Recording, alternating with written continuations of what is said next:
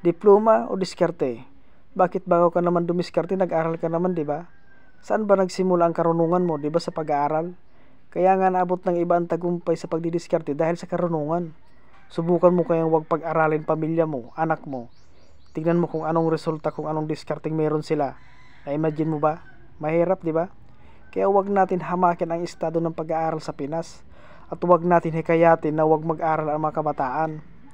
Tapos sasabihin nyo, college dropout, asinsado dahil sa diskarte.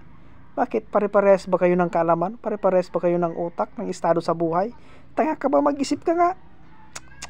Dito sa Pinas, kailangan ng diploma bago ka makahanap ng trabahong gusto mo. Oo, alam ko mahirap na mahirap pa rin, sobra mahirap. Pero mas okay, meron kang diploma. Meron ngang diskarte agad, empleyado mindset. Kasi kulang sila sa karunungan. Kaya yung mga ibang motivational speaker dyan, meron naman mga diploma yan, mga yan. Tapos sasabihin nila, diskarte agad. Grabe naman sila. Sino ba ang ayaw sa diskarteng pang negosyo? Halos lahat naman gusto, di ba? Kaso, hirap lang talaga sila kung saan kukuha. Hirap lang talaga sila kung paano simulan. Kaya nga marami tayo nakikita magandang trabaho kasi meron silang diploma. Tapos sa pag-resign nila, sabay negosyo, di ba? At meron pang monthly retirement. Saan ka pa nun? Meron din trabaho-trabaho, sabay ipon, sabay negosyo, di ba? Ganun ang mga dapat. Sa mga diskarting ganyan, hindi ka na matitinag, di ba? Kaya ang masasabi ko sa inyo, mag-aral muna bago dumiskarte. Hanggat kaya ng mga magulang nyo, hanggat kaya nyong pag-aralin ang mga sarili nyo, mag-aral kayo. Saka na yan, diskarte na yan. Kasi ang diskarte, panghabang buhay nyo na yan gagawin. Lalo na pag nakatapos na kayo ng pag-aaral, meron na kayong diploma, yun, okay na okay yan. Hindi na kayo medyo mahihirapan kasi meron ka na agad na panangga sa buhay, di ba? Kaya yan, diploma, diskarte na yan, wag na natin pagdebatihan yan kasi parehas natin kailangan yan. Parehas natin yan kasama sa tagumpay. Kahit saan man tayo pumunta, yan, dala-dala natin yan. Hindi na yan mawawala sa buhay natin. Kaya kayo dyan, ang masasabi ko sa inyo, wag na kayong makulit. Aral muna bago diskarte, di ba? Nung nag-aaral nga ako ng kolehiyo, napagsabay ko yan.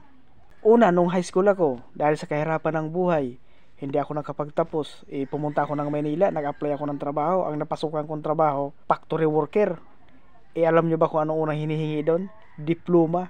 Kaya napakahalaga ng diploma. Kaya para makapasok ako doon, alam nyo kung anong ginawa ko? Nagpagawa ako sa rekto ng diploma na piki para makapasok lang yan sa factory worker na yan. Kaya hinihikayat ko kayo na mag-aral kayo para magkaroon kayo ng diploma. At nung nakapagawa ko ng diplomang galing rekto, yun, saka ako nakapasok sa factory. Grabe mga idol, matagal din na panahon yun. Saka nung nakapag-ipon ako, umuwi ako ng probinsya, yun, pinagpatuloy ko yung high school ko, saka nakagraduate ako, nakuha ko yung diploma ko, saka ko rin pinagpatuloy yung pagkukulihiyo ko. Sa pagpatuloy ko sa kulihiyo ko, siyempre meron na ako nabili na motor, yun, pinagsasabay ko na yung dalawa. Naghahabal-habal ako nun habang nag-aaral ako ng kulihiyo. Siyempre kailangan ko yun para kailangan kong makapagbili ng mga pangangailangan ko, budget, panggasolina sa motor, budget, pambili ng mga project, yun. Kaya importante sa buhay ang diskarte sa diploma.